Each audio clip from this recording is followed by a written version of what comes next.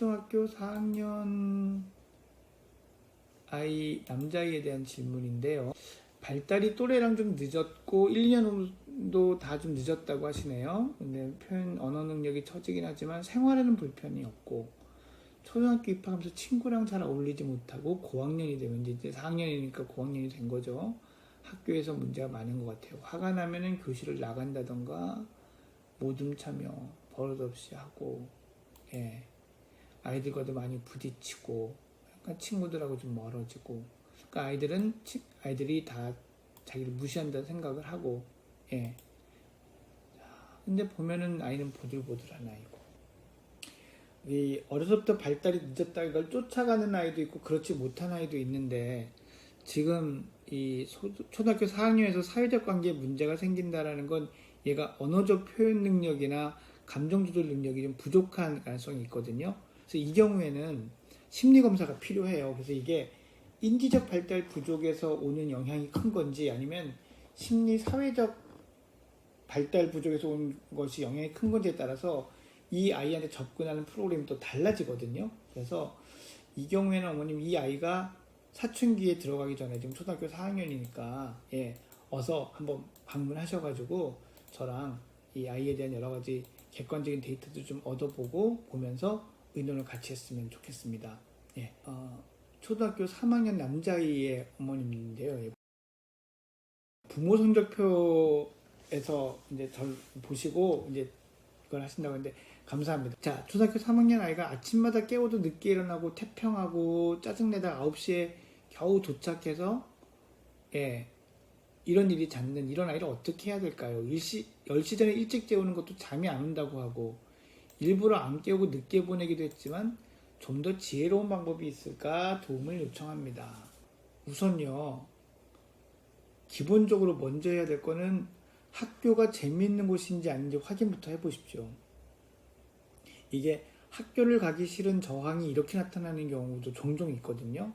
그래서 아이가 그것 때문에 학교를 가기 싫다 이렇게 딱 느끼지는 않아도 그런 문제가 있으면은 자기도 모르게 점점 학교를 가는 게 싫어질 수 있습니다. 두 번째는 엄마와의 관계를 점검해 보실 필요가 있어요. 엄마가 늦게 가면은 막 속 터져하고 이러면은 이게 아이가 엄마를 공격하기 위한 무의식적 동기 때문에 이렇게 하는 경우도 있습니다. 그리고 이 엄마와의 관계가 좋지 않으면 다른 훈육이나 양육, 교육도 다 이런 수동 공격적인 이 면을 가지고 올 수 있거든요. 그래서 이 부분은 좀 꼭 생각을 해봐 주셨으면 좋겠습니다. 자, 해결 방법은 뭐냐 하면요. 우선 이거는 일찍 자도록 하는 거가 일단 1번이에요. 그래서 이 일찍 눈을 뜨게 해야 그 다음에 부지런을 끌어서 가게 하는 걸 할 수 있거든요. 그러면 10시 전에 일찍 재우는 것, 일단 이 아이가 몇 시간쯤 자는 아이인지 먼저 조사하세요. 그래서 7시간이면 되는지 8시간이면 되는지 9시간이 필요한지를 일단 확인을 좀 해보셔야 됩니다. 그러려면 최소한 3일 정도는 연속해서 푹 잠을 재워봐야 돼요. 그래서 그날은 뭐 학교를 늦게 가든 아니든 선생님한테 양해를 구하고서라도 푹 재워서 몇 시간을 자는 아이인지를 이렇게 봐야 되고요. 몇 시간을 자야 되는지를 본 다음에는 이 아이가 당연히 그렇게 되면 이제 몇 시에 보통 잠이 드는지도 알 수 있는데, 이제 잠들기 전에 방해 요소들, 스마트폰, TV 뭐 이런 것들이 없는 상태에서 아이가 몇 시쯤 자게 되는지도 확인을 하셔야 됩니다. 그래서 일단 이렇게 얘의 보통의 생활 리듬을 확인하는 게 필요해요. 근데 확인했을 때 너무 늦게 자고 늦게 일어나는 올빼미형의 아이면 이런 것들이 이제 사실 얘가 일부러 그러는 게 아니거든요. 그러니 참 이게 제어하는 게 어렵고 성장하면서 잠이 좀 줄어들어야 어느 정도 해결되는 측면도 있습니다.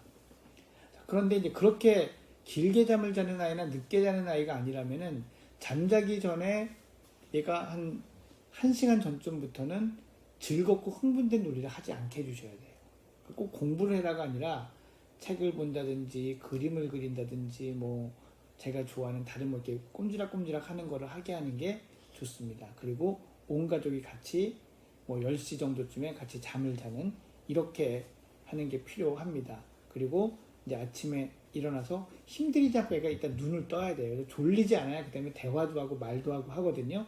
일단 그것부터 하시고 나면 훤히 보이실 거예요. 그런데도 시간이 많은데도 학교를 꼼짝거리도 안 가려고 한다면은 얘는 학교를 일찍 가려고 하는 게 많다는 뜻이고요. 또는 아침에 이렇게 일어나서 스마트폰이나 게임이나 뭐 다른 책 같은 거를 보면서 이 더 재밌는 활동을 하고 싶어서 그런 것이 그럴 가능성도 있어요. 그러니까 아침에 그런 걸 하는 것들을 좀 이렇게 못하게 빼주시면 또 그 시간이 지루하고 심심해지면 학교에 큰 문제가 없다면 학교에 가는 준비를 할 가능성도 높아집니다.